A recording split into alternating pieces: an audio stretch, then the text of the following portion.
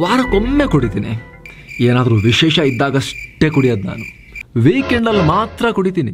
ಅಯ್ಯೋ, friends force ಮಾಡಿದಾಗಷ್ಟೇ ಕುಡಿಯೋದು ನಾನು, ಕುಡಿಯೋದೇ ಇಲ್ಲ ನಾನು. ಸ್ನೇಹಿತರೆ, ಇವೆಲ್ಲ ಪಾರ್ಟ್ ಟೈಮ್ ಮದ್ಯಪಾನಿಗಳು. ತಮ್ಮನ್ನು ತಾವು ಕುಡುಕರಿಂದ ಪ್ರತ್ಯೇಕಿಸಿಕೊಳ್ಳೋಕೆ ಮಾಡಿಕೊಂಡಿರೋ ಕ್ಯಾಟಗರೀಸ್, ಅವರೇ ಮಾಡ್ಕೊಂಡಿರೋದು. ಕುಡಿಯೋದಕ್ಕೆ ಕೊಡೋ ಫುಲ್ ಟೈಮ್ ಸಮರ್ಥನೆಗಳು. ಆದರೆ ಎಣ್ಣೆಗೆ ಈ ಪ್ರತ್ಯೇಕತೆ ಇರುತ್ತಾ? ವಾರಕ್ಕೊಮ್ಮೆ ಕುಡಿಯೋರನ್ನ ಆಲ್ಕೋಹಾಲ್ ಏನೂ ಮಾಡಲ್ವಾ? ಅವಾಗಷ್ಟೇ ಕುಡಿದ್ರೆ ದೇಹಕ್ಕೆ ಏನೂ ಆಗಲ್ವಾ?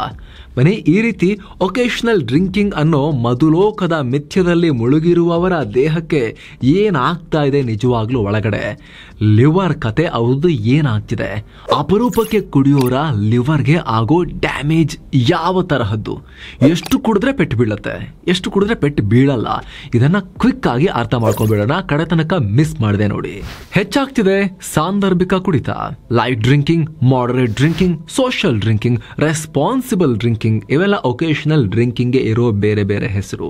ವೃತ್ತಿಪರ ಮದ್ಯಪಾನಿಗಳು ಮದಿರೆಗೆ ನಿತ್ಯ ದಾಸರಾದ್ರೆ, ಇವರು ವೀಕೆಂಡ್ ಅಲ್ಲಿ ಬರ್ತ್ಡೇ ಪಾರ್ಟಿಗೆ, ಆನಿವರ್ಸರಿಗೆ, ಮೀಟಪ್ಗೆ, ನ್ಯೂ ಇಯರ್ಗೆ, ಗರ್ಲ್ ಫ್ರೆಂಡ್ ಸಿಕ್ಕಿದ್ದಕ್ಕೆ, ಗರ್ಲ್ ಫ್ರೆಂಡ್ ಬಿಟ್ಟಿದ್ದಕ್ಕೆ, ಬಾಯ್ ಫ್ರೆಂಡ್ ಸಿಕ್ಕಿದ್ದಕ್ಕೆ, ಬಾಯ್ ಫ್ರೆಂಡ್ ಬಿಟ್ಟಿದ್ದಕ್ಕೆ, ಲವ್ ಆಗಿದ್ದಕ್ಕೆ, ಲವ್ ಒಡೆದು ಹೋಗಿದ್ದಕ್ಕೆ, ಹೀಗೆ ವಿಶೇಷ ಸಂದರ್ಭಗಳಲ್ಲಿ ಮಾತ್ರ ವಾರಕ್ಕೊಮ್ಮೆ, ತಿಂಗಳಿಗೊಮ್ಮೆ ಅವಾಗ ಗುಟುಕುತ್ತಾರೆ. ಡೈಲಿ ಹ್ಯಾಬಿಟ್ ಅಲ್ಲದೆ ಇರೋದ್ರಿಂದ ಬಹಳ ಜನಕ್ಕೆ ಇದು ಹಾರ್ಮ್ಲೆಸ್, ಏನೂ ಆಗಲ್ಲ. ನನ್ನ ಲಿವರ್ ಎಷ್ಟು ಪವರ್ಫುಲ್ ಇದೆ ಗೊತ್ತಾ? ಎಂಥ ಪವರ್ ಇದೆ ಅಂದರೆ, ಅದ್ಯಾವುದೋ ದೊಡ್ಡ ನಟಂದು ಇಷ್ಟೇ ಹೋಗಿತ್ತಂತೆ, ಸೌದು ಇಷ್ಟೇ ಆಗಿತ್ತಂತೆ, ಮತ್ತೆ ಚಿಗುರ್ಕೊಂಡು ದೊಡ್ಡ ಆಯ್ತಂತೆ. ಅಂಥದ್ರಲ್ಲಿ ನಾನು ಇಷ್ಟಿಷ್ಟು ಕುಡಿದ್ರೆ, ಅಪರೂಪ ಕುಡಿದ್ರೆ ಏನೂ ಆಗಲ್ಲ, ಲಿವರ್ ಅದನ್ನು ರಿಕವರ್ ಮಾಡ್ಕೊಂಡಿರುತ್ತೆ ಅನ್ನೋ ಆಲೋಚನೆಯಲ್ಲಿರ್ತಾರೆ. ಜೊತೆಗೆ ನಾನು ಯಾವತ್ತೂ ಲಿಮಿಟ್ ಕ್ರಾಸ್ ಮಾಡಲ್ಲಪ್ಪ, ಈ ವಿಸ್ಕಿ, ಬ್ರಾಂದಿಯಂತಹ ಎಣ್ಣೆಯ ದೊಡ್ಡ ಮಂದಿರನ್ನ ಮುಟ್ಟಕ್ಕೆ ಹೋಗಲ್ಲ. ಬರೀ ಬೀರು, ವೈನು, ಬ್ರೀಸರು, ಈ ರೀತಿ ಲೈಟ್ ಡ್ರಿಂಕನ್ನು ಮಾತ್ರ ಗುಟುಕಿನ ಲೆಕ್ಕದಲ್ಲಿ ಇಳಿಸ್ತಾ ಇರ್ತೀನಿ ಅಂತ ಹೇಳ್ತಾರೆ. ಹೀಗಾಗಿ ಈ ಅರೆ ಮದ್ಯಪಾನಿಗಳಿಗೆ ನಾವು ಲಿಮಿಟ್ನಲ್ಲಿದ್ದೀವಿ, ನಾವು ಫುಲ್ ಸೇಫ್ ಅನ್ನೋ ಭ್ರಮೆ ಇರುತ್ತೆ, ಸ್ವಯಂ ಸಮರ್ಥನೆ ಸಿಗ್ತಿರುತ್ತೆ. ಅಲ್ಲದೆ ಅನೇಕ ಸಂಸ್ಕೃತಿಗಳಲ್ಲಿ, ಅದರಲ್ಲೂ ಪಾಶ್ಚಿಮಾತ್ಯ ಸಂಸ್ಕೃತಿಗಳಲ್ಲಿ ಸಂಭ್ರಮಾಚರಣೆ, ಅನ್ಯೋನ್ಯ ಸಂದರ್ಭಗಳಲ್ಲಿ ಕುಡಿಯೋದು ಸಂಪ್ರದಾಯ. ನಮ್ಮಲ್ಲೂ ಕೂಡ ಪುರಾತನವಾಗಿ ಹಲವಾರು ಕಡೆ ಈ ಸುರಪಾನ, ಸೋಮ ಸುರಪಾನಗಳ ಉಲ್ಲೇಖ ಸಿಗುತ್ತೆ ನಿಮಗೆ. ಹಾಗಾಗಿ ಒಂಥರ ಅಕ್ಸೆಪ್ಟೆನ್ಸ್ ಇದೆ. ಓಕೆ, ಯಾವತ್ತೋ ಒಂದು ಚೂರು ಏನೋ ಮುಟ್ಟದ, ಲೈಟ್ ಆಗಿರೋದು ಯಾವುದೋ ಮುಟ್ಟದ ಅಂತ ಹೇಳಿದ್ರೆ ಯಾರೂ ಅಷ್ಟು ಆತನನ್ನ ದೊಡ್ಡ ಕುಡುಕ ಮಹಾಶಯ ಅಂತಾರ ನೋಡೋಕೆ ಹೋಗೋದಿಲ್ಲ, ಭಾಳ ಸ್ಟ್ಯಾಂಡರ್ಡ್ ಅಂತ ಹೇಳಿ ಟ್ರೀಟ್ ಮಾಡ್ತಾರೆ. ಇನ್ಫ್ಯಾಕ್ಟ್ ಯಾವತ್ತೂ ಎಣ್ಣೆನ ಮೂಸೇ ಇಲ್ಲ ಅನ್ನೋರನ್ನೇ ವಿಚಿತ್ರವಾಗಿ ನೋಡ್ತಾರೆ. ಇವನಿಗೆ ಏನೋ ಸಮಸ್ಯೆ ಇರಬೇಕು, ಅದಕ್ಕೆ ಅವ್ನು ಯಾವತ್ತೂ ಮುಟ್ಟದೇ ಇಲ್ಲ, ಆ ರೀತಿ ಎಲ್ಲ ನೋಡೋಕೆ ಶುರು ಮಾಡ್ತಾರೆ. ಹಾಗಾಗಿ ಒಂಚೂರು ತಗೊಳ್ತೀನಿ ಅನ್ನೋರ ಸಂಖ್ಯೆ ತುಂಬ ದೊಡ್ಡದಾಗ್ತಾನೆ ಹೋಗ್ತಾ ಇದೆ, ಫ್ಯಾಷನ್ ಆಗಿ ಹೋಗಿದೆ ಹಿಂಗೆ ಇಟ್ಕೊಳ್ಳೋದು ಕೈಯಲ್ಲಿ. ಆದರೆ ನಿಜವಾಗ್ಲೂ ಈ ಒಕೇಶನಲ್ ಡ್ರಿಂಕಿಂಗ್ ಸೇಫಾ? ಇದನ್ನು ಅರ್ಥ ಮಾಡ್ಕೋಬೇಕು ಅಂದರೆ ನಾವು ಆಲ್ಕೋಹಾಲ್ ನಮ್ಮ ದೇಹಕ್ಕೆ ಏನು ಮಾಡುತ್ತೆ, ಅದರಲ್ಲೂ ವಿಶೇಷವಾಗಿ ಲಿವರ್ನಲ್ಲಿ ಏನು ಹಾವಳಿ ಎಬ್ಸುತ್ತೆ. ನೀವು ಕುಡಿತಾ ತಣ್ಣನೆಯ ಆನಂದದಲ್ಲಿ ವಿಹರಿಸ್ತೀರಿ, ನೀವು ಸ್ವರ್ಗದಲ್ಲಿ ವಿಹರಿಸ್ತೀರಿ. ಆದರೆ ಒಳಗೆ ಹೋದ ಬಳಿಕ ಈ ಆಲ್ಕೋಹಾಲ್ ನಿಮ್ಮ ಲಿವರ್ನ ಮೇಲೆ ಕುಣಿದು ಕುಪ್ಪಳಿಸಿ ಯಾವ ರೀತಿ ಜಾತ್ರೆ ಎಬ್ಸುತ್ತೆ ಅದು ತಿಳ್ಕೊಂಡ್ರೆ ನಿಮ್ಮ ತಲೆ ಅಮಲೇರೋದಲ್ಲ, ತಲೆ ಬಿಸಿ ಆಗುತ್ತೆ. ಅದಕ್ಕೂ ಮುಂಚೆ ಸ್ನೇಹಿತರೆ, ಈ ವಿಡಿಯೋದ ಪಾರ್ಟ್ನರ್ಸ್ ಆಗಿರೋ ಟರ್ಮ್ ಮತ್ತು ಹೆಲ್ತ್ ಇನ್ಶೂರೆನ್ಸ್ ಬಗ್ಗೆ ನಿಮಗೆ ಕ್ವಿಕ್ ಆಗಿ ಮಾಹಿತಿ ಕೊಡ್ತೀವಿ. ಸ್ನೇಹಿತರೆ, ಜೀವನದಲ್ಲಿ ಅನಿರೀಕ್ಷಿತವಾಗಿ ಎದುರಾಗಬಹುದಾದ ದೊಡ್ಡ ಹೊಡೆತಗಳು, ಆಘಾತಗಳಿಂದ ನಮ್ಮನ್ನು ನಾವು ಬಚಾವ್ ಮಾಡ್ಕೊಳ್ಳೋಕೆ ಒಂದಷ್ಟು ಪೂರ್ವ ತಯಾರಿಯನ್ನ ಮಾಡ್ಕೊಂಡಿರಬೇಕು. ಅದರಲ್ಲಿ ಟರ್ಮ್ ಮತ್ತು health insurance very very important. ದುಡಿತಾ ಇರೋ ವ್ಯಕ್ತಿ ಇದ್ದಕ್ಕಿದ್ದ ಹಾಗೆ ಅವ್ರನ್ನ ಕಳ್ಕೊಳ್ಳೋ ಸನ್ನಿವೇಶ ಬಂದರೆ ಅವರ ಫ್ಯಾಮಿಲಿಗೆ ಮುಂದೇನು ಅನ್ನೋ ಪ್ರಶ್ನೆಗೆ ಉತ್ತರ ಕೊಡೋದೇ ಟರ್ಮ್ ಇನ್ಶೂರೆನ್ಸ್. 400-500 ರೂಪಾಯಿಂದ ಆರಂಭ ಆಗುತ್ತೆ. 1 ಕೋಟಿ ರೂಪಾಯಿವರೆಗೂ ಟರ್ಮ್ ಇನ್ಶೂರೆನ್ಸ್ ಯಂಗ್ ಏಜ್ನಲ್ಲಿ ಜಾಯಿನ್ ಆಗೋರಿಗೆ 400-500 ರೂಪಾಯಿಗೆಲ್ಲ ಸಿಕ್ಕಿಬಿಡುತ್ತೆ. ಇದರಿಂದ ದುರಂತಗಳು ನಡೆದಾಗ ಅವರ ಫ್ಯಾಮಿಲಿಗೆ ಆರ್ಥಿಕ ಭದ್ರತೆ ಇರುತ್ತೆ, ಅಷ್ಟು ಅಮೌಂಟ್ ಟ್ಯಾಕ್ಸ್ ಫ್ರೀ ಆಗಿ ಅವ್ರ ಫ್ಯಾಮಿಲಿಗೆ ಸಿಗುತ್ತೆ. ಹಾಗೆ ಹೆಲ್ತ್ ಇನ್ಶೂರೆನ್ಸ್ ಮಾಡಿಸೋದ್ರಿಂದ ನೀವು ಮತ್ತು ನಿಮ್ಮ ಫ್ಯಾಮಿಲಿಯ ಹೆಲ್ತ್ನ ಭದ್ರತೆಯನ್ನು ಕಾಪಾಡ್ಕೋಬಹುದು. ನೀವು ಎಷ್ಟು ಲಕ್ಷಕ್ಕೆ, 25 ಲಕ್ಷಕ್ಕ, 50 ಲಕ್ಷಕ್ಕ, 1 ಕೋಟಿಗ ಎಷ್ಟಕ್ಕೆ ಹೆಲ್ತ್ ಇನ್ಶೂರೆನ್ಸ್ ಮಾಡಿಸಿರ್ತೀರಿ ಅಷ್ಟರ ಹಾಸ್ಪಿಟಲ್ ಬಿಲ್ ಹೆಲ್ತ್ ಇನ್ಶೂರೆನ್ಸ್ ಕಂಪನಿಯ ಜವಾಬ್ದಾರಿ ಆಗುತ್ತೆ. ಹಾಗಾಗಿ ಇನ್ನೂ ಯಾರೂ ಮಾಡಿಸಿಲ್ಲ ಈ ಅತ್ಯಂತ ಅವಶ್ಯಕವಾದ ಫಿನಾನ್ಷಿಯಲ್ ಪ್ರಾಡಕ್ಟ್ಸನ್ನು ಯಾರು ತಗೊಂಡಿಲ್ಲ, ಡಿಸ್ಕ್ರಿಪ್ಷನಲ್ಲಿ ಪಿನ್ ಮಾಡಿರೋ ಕಾಮೆಂಟ್ನಲ್ಲಿ ಲಿಂಕ್ ಇದೆ. ಆಸಕ್ತರು ಮಿಸ್ ಮಾಡದೆ ಚೆಕ್ ಮಾಡಿ. ವಿತ್ ಎಕ್ಸ್ಟ್ರಾ ಆನ್ಲೈನ್ ಡಿಸ್ಕೌಂಟ್ನೊಂದಿಗೆ ನೀವು ಭಾರತದ ಟಾಪ್ ಕಂಪನಿಗಳಿಂದ ಪ್ಲಾನನ್ನು ಕಂಪೇರ್ ಮಾಡಿ ಪರ್ಚೇಸ್ ಮಾಡ್ಬೋದು. ಡಿಸ್ಕ್ರಿಪ್ಷನಲ್ಲಿ ಪಿನ್ ಮಾಡಿರೋ ಕಾಮೆಂಟ್ನಲ್ಲಿ ಲಿಂಕ್ ಇದೆ. ಟರ್ಮ್ ಇನ್ಶೂರೆನ್ಸ್ದು ಕೂಡ, ಹೆಲ್ತ್ ಇನ್ಶೂರೆನ್ಸ್ದು ಕೂಡ. ಬನ್ನಿ ಈಗ ವರದಿಯಲ್ಲಿ ಮುಂದುವರಿಯೋಣ. ಮೊದಲಿಗೆ ಎಣ್ಣೆ ದೇಹಕ್ಕೆ ಹೋದಾಗ ಏನಾಗುತ್ತೆ ಸ್ನೇಹಿತರೆ? ಮಧ್ಯ ನಮಗೆ ನಿರುಪದ್ರವಿ ಪಾನೀಯ ಅನ್ಸುತ್ತೆ, ಕಾಫಿ, ಟೀ, ಕೋಲ್ಡ್ ಡ್ರಿಂಕ್ಸ್ ತರ ಇದು ಒಂದು ನೀರಿನ ರೂಪ ಅಲ್ವಾ ಅಂತ ಅನ್ಕೊಳ್ತೀವಿ. ಆದ್ರೆ ಸ್ನೇಹಿತರೆ, ಆಲ್ಕೋಹಾಲ್ ಮೂಲತಃ ಒಂದು ರಾಸಾಯನಿಕ ವಸ್ತು. ಇದರ ಕೆಮಿಕಲ್ ನೇಮ್ ಎಥೆನಾಲ್. ನೀವು ದೇಹಕ್ಕೆ ಎಣ್ಣೆ ಇಳಿಸ್ತಾ ಇದ್ದ ಹಾಗೆ ಈ ಎಥೆನಾಲ್ ನ ನಿಮ್ಮ ರಕ್ತ ಹೀರ್ಕೊಂಡ್ಬಿಡುತ್ತೆ. ಅಲ್ಲಿಂದ ಮೆದುಳು, ಹೊಟ್ಟೆ, ಲಿವರ್ ಹೀಗೆ ಇಡೀ ದೇಹಕ್ಕೆ ಹರಡುತ್ತೆ. ಮೆದುಳಿಗೆ ತಲುಪಿದಾಗ ಎಥೆನಾಲ್ ಡಿಪ್ರೆಸೆಂಟ್ ಆಗಿ ಕೆಲಸ ಮಾಡುತ್ತೆ. ಅಂದ್ರೆ ಮೆದುಳಿನ ಮೇಲೆ ಪ್ರಭಾವ ಬೀರಿ ಅದರ ಚಟುವಟಿಕೆಯನ್ನ ನಿಧಾನ ಮಾಡುತ್ತೆ. ಕಮ್ಯುನಿಕೇಶನ್ ಬ್ಯಾಲೆನ್ಸ್ ಅನ್ನ ಕಂಟ್ರೋಲ್ ಮಾಡೋ ಭಾಗದಲ್ಲಿ ಇಂಟರ್ಫಿಯರ್ ಮಾಡುತ್ತೆ. ಸೊ ಇದರಿಂದ ಬಾಡಿ ಬ್ಯಾಲೆನ್ಸ್ ಮಾಡೋಕೆ ಕಷ್ಟ ಆಗುತ್ತೆ. ನೆನಪಿನ ಶಕ್ತಿ ಮೇಲೆ ಪ್ರಭಾವ ಬೀರುತ್ತೆ.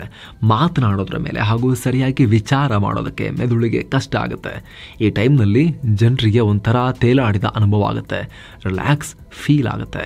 ಈ ರೀತಿ ಖುಷಿ ಸಿಗೋಕೆ ಜನ ಪದೇ ಪದೇ ಕುಡಿಬೇಕು ಅನ್ನೋ ಚಟಕ್ಕೂ ಒಳಗಾಗ್ತಾರೆ. ಹೀಗಾಗಿ ತುಂಬಾ ಜನ ನೋವು ಮರೆಯೋಕೆ ಕುಡಿತೀನಿ ಅಂತ ಹೇಳ್ತಾರೆ. ಮದ್ಯ ಕುಡಿದ ತಕ್ಷಣ ನೋವು ಹೊರಟೆ ಹೋಗುತ್ತೆ ಅಂತಲ್ಲ, ಆ ಟೈಮ್ನಲ್ಲಿ ಆ ಯೋಚನೆ ಬರೋದಿಲ್ಲ ಅಷ್ಟೇ. ಮೆದುಳಿನ ಕೆಲಸ ಮಾಡೋ ಸಾಮರ್ಥ್ಯವನ್ನೇ ಈ ಎಣ್ಣೆ ಕುಗ್ಗಿಸಿರುತ್ತೆ.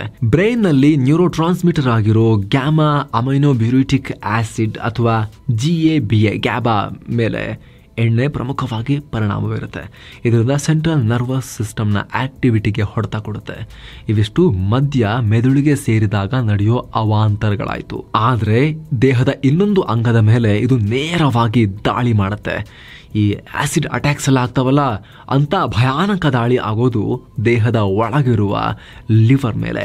ದೇಹದ ಹೋಮ್ ಮಿನಿಸ್ಟರ್ ತರ, ಗೃಹ ಮಂತ್ರಿ ತರ ಇಡೀ ದೇಹವನ್ನ ಶಿಸ್ತುಬದ್ಧವಾಗಿ ನಡ್ಸ್ಕೊಂಡು ಹೋಗೋಕೆ ಯಾವಾಗಲೂ ಎಫರ್ಟ್ ಹಾಕಿ ಶ್ರಮ ಹಾಕುವಂತ ಅಂಗ ಲಿವರ್ ಮೇಲೆ ಇದೊಂದು ರೀತಿ ಆಸಿಡ್ ಅಟ್ಯಾಕ್ ರೀತಿ ಆಗುತ್ತೆ. ಮೊದಲ ಗುಟುಕಿನಿಂದಲೇ ಶುರು ಲಿವರ್ಗೆ ಏಟು. ಸ್ನೇಹಿತರೆ, ಲಿವರ್ ನಮ್ಮ ದೇಹದಲ್ಲಿ 500ಕ್ಕೂ ಅಧಿಕ ಕೆಲಸ ಮಾಡುತ್ತಾದ್ರೂ ಅದರ ಮುಖ್ಯ ಕೆಲಸ ನಮ್ಮ ರಕ್ತಕ್ಕೆ ಎಂಟ್ರಿ ಕೊಡುವ ಯಾವುದೇ ವಿಷಕಾರಿ ವಸ್ತುವನ್ನ ಬಡಿದು ಸರಿ ಮಾಡೋದು. ದೇಹಕ್ಕೆ ಅವಶ್ಯಕತೆ ಇಲ್ಲದ ದೇಹದ ಆಂತರಿಕ ಚಟುವಟಿಕೆಗಳಲ್ಲಿ ಹಸ್ತಕ್ಷೇಪ ಮಾಡಿ ದುಷ್ಪರಿಣಾಮ ಬೀರುವ ವಸ್ತುಗಳನ್ನ ನಮ್ಮ ಲಿವರ್ ವಿಷ ಅಂತ ಪರಿಗಣಿಸುತ್ತೆ. ದೇಹಕ್ಕೆ ಅಂತಹ ಉಪದ್ರವಕಾರಿ ಉಗ್ರ ಗುಂಪುಗಳಲ್ಲಿ ಈ ಆಲ್ಕೋಹಾಲ್ ಕೂಡ ಒಂದು, ಎಥೆನಾಲ್ ಕೂಡ ಒಂದು. ಇದರಿಂದ ನಯಾ ಪೈಸಾ ನ್ಯೂಟ್ರಿಷನ್ ದೇಹಕ್ಕೆ ಸಿಗಲ್ಲ, ಬದಲಾಗಿ ವಿಷಕಾರಿ ಬೈ ಪ್ರಾಡಕ್ಟ್ಸ್ ಅನ್ನ ದೇಹಕ್ಕೆ ಉತ್ಪತ್ತಿ ಮಾಡಿಕೊಡುತ್ತೆ. ಇದು ಅಲ್ಲದೆ ಸೆಲ್ ಡಿವಿಷನ್, ಇಮ್ಯುನಿಟಿ ಅಂತಹ ದೇಹದ ಪ್ರಮುಖ ಕೆಲಸಗಳಲ್ಲೂ ಅಡ್ಡಿ ಉಂಟು ಮಾಡುತ್ತೆ. ಹೀಗಾಗಿ ನಮ್ಮ ಲಿವರ್ ಆಲ್ಕೋಹಾಲ್ ಅನ್ನ ವಿಷ ಅಂತ ಪರಿಗಣಿಸುತ್ತೆ. ಉಗ್ರರು ಬರ್ತಿದ್ದಾರೆ ಅಂತ ಹೇಳಿ ಗುರುತಿಸುತ್ತೆ. ಆಲ್ಕೋಹಾಲ್ ಅಥವಾ ಎಥೆನಾಲ್ ದೇಹ ಸೇರಿದ ತಕ್ಷಣ ಅದನ್ನ ಒಡೆದು ಹಾಕೋಕೆ ಪ್ರಯತ್ನ ಪಡುತ್ತೆ.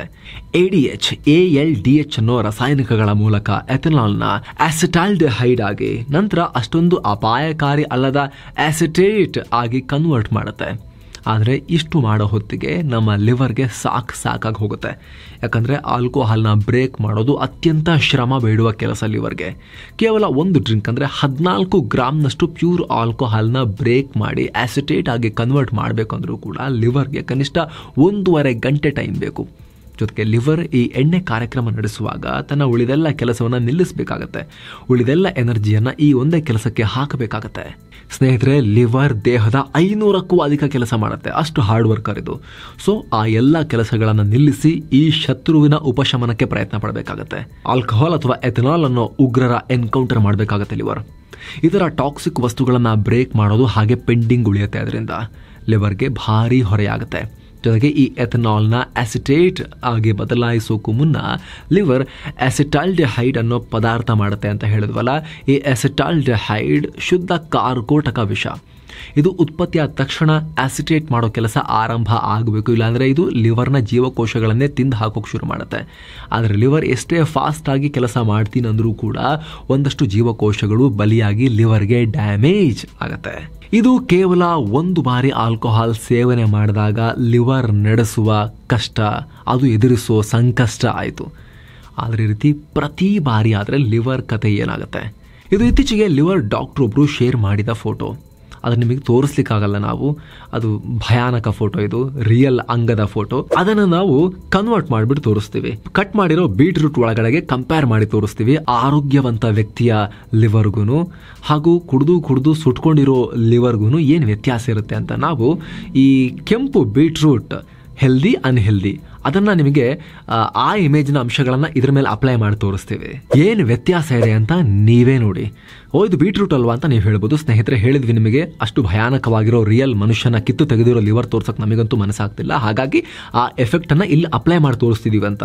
ಅದು ಇನ್ನೂ ಭಯಾನಕವಾಗಿದೆ ಸ್ನೇಹಿತರೆ, ನಾವು ತೋರಿಸ್ತಿಲ್ಲ ಅಷ್ಟೇ ನಿಮಗೆ. ನೀವು ನೋಡ್ತಾ ಇದ್ದೀರಿ, ಯಾವತ್ತೂ ಕುಡಿದೇ ಇರೋ ವ್ಯಕ್ತಿಯ ಲಿವರ್ ಕೆಂಪು ಕ್ಲೀನ್ ಬೀಟ್ರೂಟ್ ತರ ಇದ್ರೆ, ಒಕೇಶನಲ್ ಡ್ರಿಂಕಿಂಗ್ ಮಾಡ್ತಿದ್ದ ವ್ಯಕ್ತಿಯ ಲಿವರ್ ಓವರ್ ಟೈಮ್ ವರ್ಕ್ ಮಾಡಿ ಮಾಡಿ ಮಾಡಿ ಕೊಳೆತು ಹೋದ ರೀತಿಯಲ್ಲಿ ಕಾಣಿಸ್ತಾ ಇದೆ. ಸ್ನೇಹಿತರೆ, ಬರೀ ಈ ರೀತಿ ನೋಡೋ ಕಲರ್ ಚೇಂಜ್ ಆಗೋದು ಮಾತ್ರ ಅಲ್ಲ, ಅನೇಕ ಲಿವರ್ ಸಮಸ್ಯೆಗಳಿಗೂ ಕಾರಣ ಆಗುತ್ತೆ. ಲಿವರ್ ನಲ್ಲಿ ಇನ್ಫ್ಲಮೇಷನ್ ಆಗುತ್ತೆ, ಉರಿಯೂತ, ಫ್ಯಾಟಿ ಲಿವರ್ ಕಾಯಿಲೆ ಬರುತ್ತೆ, ಫೈಬ್ರೋಸಿಸ್ ನಂತಹ ಸಮಸ್ಯೆಗಳು ಕಾಣಿಸ್ಕೊಳ್ಳೋಕೆ ಶುರುವಾಗುತ್ತೆ. ನಾರ್ಮಲ್ ವ್ಯಕ್ತಿಯ ಲಿವರ್ಗಿಂತ ಈ ರೀತಿ ಆಗಾಗ ಕುಡಿಯುವವರ ಲಿವರ್ನಲ್ಲಿ ALT, AST ಎನ್ಸೈಮ್ಗಳ ಪ್ರಮಾಣ 10-20% ಹೆಚ್ಚಿರುತ್ತೆ. ಅದೇ ರೀತಿ ಫ್ಯಾಟ್ ವಿಚಾರದಲ್ಲಿ ನಾರ್ಮಲ್ ಲಿವರ್ನಲ್ಲಿ 5%ಗಿಂತ ಕಮ್ಮಿ ಫ್ಯಾಟ್ ಇದ್ರೆ ಕುಡಿಯೋರಲ್ಲಿ 10% ವರೆಗೂ ಫ್ಯಾಟ್ ಇರುತ್ತೆ. ಯಾಕಂದ್ರೆ ಲಿವರ್ಗೆ ಫ್ಯಾಟ್ ಕನ್ವರ್ಟ್ ಮಾಡೋಕೆ ಟೈಮ್ ಸಿಕ್ಕಿರಲ್ಲ. ಇವರದಕ್ಕೆ ಈ ಉಗ್ರರನ್ನ ಕಳಿಸಿ ಒಳನುಸುಳುವಿಕೆ ಮಾಡಿಸಿ ಅವ್ರನ್ನ ಎನ್ಕೌಂಟರ್ ಮಾಡೋದೇ ಕೆಲಸ ಆಗಿರುತ್ತೆ ಅದಕ್ಕೆ. ಜೊತೆಗೆ ಲಿವರ್ಗೆ ರೀಜನರೇಟ್ ಆಗೋ ಅಂದ್ರೆ ಪುನರುತ್ಪತ್ತಿ ಆಗೋ ಸಾಮರ್ಥ್ಯ ಇದೆ. 90% ಲಿವರ್ ಹೋದ್ರೂ ಮತ್ತೆ ಬೆಳೆಯುತ್ತೆ. ಆದ್ರೆ ಈ ರೀತಿ ಆಗಾಗ ಕುಡಿಯೋರ ಲಿವರ್ ಮತ್ತೆ ರೀಜನರೇಟ್ ಆಗೋಕೆ ಜಾಸ್ತಿ ಟೈಮ್ ತಗೊಳುತ್ತೆ. ಎಲ್ಲಕ್ಕಿಂತ ವಿಷಕಾರಿ ವಸ್ತುಗಳನ್ನು ತೆಗೆದು ಹಾಕುವಂಥ ಲಿವರ್ ಸಾಮರ್ಥ್ಯ ಎಣ್ಣೆ ಸೇವನೆ ಮಾಡಿದಾಗ 10-15% ಇಮಿಡಿಯೇಟ್ ಆಗಿ ಕಿತ್ಕೊಂಡು ಹೋಗುತ್ತೆ. ಹೀಗಾಗಿ ಸ್ನೇಹಿತರೆ, ನೀವು ಕುಡುಕರ ಅಥವಾ ಕುಡುಕರಲ್ವಾ ಅಷ್ಟೇ ಡಿಸಿಷನ್ ತಗೋಬೇಕು. ಎಷ್ಟು ಜನಕ್ಕೆ ಇನ್ಫಾರ್ಮೇಶನ್ ಇರೋದಿಲ್ಲ ಪಾಪ, ಅವರು ಅಪರೂಪಕ್ಕೆ ಚುಚ್ಚೂರು ಮುಟ್ಟಿದ್ರೆ ಏನಾಗಲ್ಲ ಅಂತ ಅನ್ಕೊಂಡಿರ್ತಾರೆ. ಆದರೆ ಅದನ್ನು ಅಪಾಯಕಾರಿ ಅನ್ನೋದನ್ನ ನೀವು ಅರಿವು ಮೂಡಿಸ್ಬೇಕು, ನೀವು ಅರ್ಥಕೋಬೇಕು, ಎಲ್ಲರಿಗೂ ಅರಿವು ಮೂಡಿಸ್ಬೇಕು. ಅದಾದ್ಮೇಲೂ ಕೂಡ ನಾನು ಚಾಯ್ಸ್ ಮಾಡ್ತೀನಿ ಅಂದ್ರೆ ಅದು ಅವರವರ ಇಷ್ಟ. ಆದರೆ ಮಾಹಿತಿ ಇಲ್ಲದೆ ಏನು ಆಗಲ್ಲ ಅನ್ಕೊಂಡು ಯಾರಾದರೂ ಮಾಡ್ತಾ ಇದ್ರೆ ಅವರು ಡಿಸಿಷನ್ ಚೇಂಜ್ ಮಾಡುವಂತ ಸಾಧ್ಯತೆ ಕೂಡ ಇರುತ್ತೆ. ಹಾಗಾಗಿ ಎಷ್ಟಾಗತ್ತಷ್ಟು ಜನಕ್ಕೆ ಈ ವರದಿಯನ್ನ ತಲುಪಿಸೋ ಪ್ರಯತ್ನ ಮಾಡೋಣ. ಆಗಾಗ ಟಯ್ಯ ಮಾಡಿದ್ರೂ ಕೂಡ ಲಿವರ್ ಅಯ್ಯೋ ಅಂತ ಇರುತ್ತೆ ಅನ್ನೋದನ್ನ ಎಲ್ಲರಿಗೂ ಅರ್ಥ ಮಾಡಿಸೋಣ. ಜೊತೆಗೆ ಆಗಲೇ ಹೇಳಿದ ಹಾಗೆ ನೀವು ನಿಮ್ಮ ಫ್ಯಾಮಿಲಿಯ ಆರೋಗ್ಯದ ಭದ್ರತೆಗೆ ಹೆಲ್ತ್ ಇನ್ಶೂರೆನ್ಸ್ ಹಾಗೂ ಆರ್ಥಿಕ ಭದ್ರತೆಗೆ ಟರ್ಮ್ ಇನ್ಶೂರೆನ್ಸ್ ಇನ್ನೂ ಮಾಡಿಸಿಲ್ಲ ಅಂದ್ರೆ ಕ್ವಿಕ್ ರಿಮೈಂಡರ್, ಡಿಸ್ಕ್ರಿಪ್ಷನ್ ಅಲ್ಲಿ ಹಾಗೂ ಪಿನ್ ಮಾಡಿರೋ ಕಾಮೆಂಟ್ ನಲ್ಲಿ ಲಿಂಕ್ಸ್ ಇದೆ. ಭಾರತದ ಟಾಪ್ ಪ್ರೊವೈಡರ್ಸ್ ಇಂದ ನೀವು ಪ್ಲಾನ್ಗಳನ್ನ ಪರ್ಚೇಸ್ ಮಾಡಿ ನಿಮಗೆ ನಿಮ್ಮ ಫ್ಯಾಮಿಲಿಗೆ ಆರೋಗ್ಯ ಹಾಗೂ ಆರ್ಥಿಕ ಭದ್ರತೆಯನ್ನ ಗ್ಯಾರಂಟಿ ಮಾಡಬಹುದು. Thank you so much. ಮತ್ತೆ ಭೇಟಿ ಆಗ್ತಿರೋಣ. ನಮಸ್ತೆ.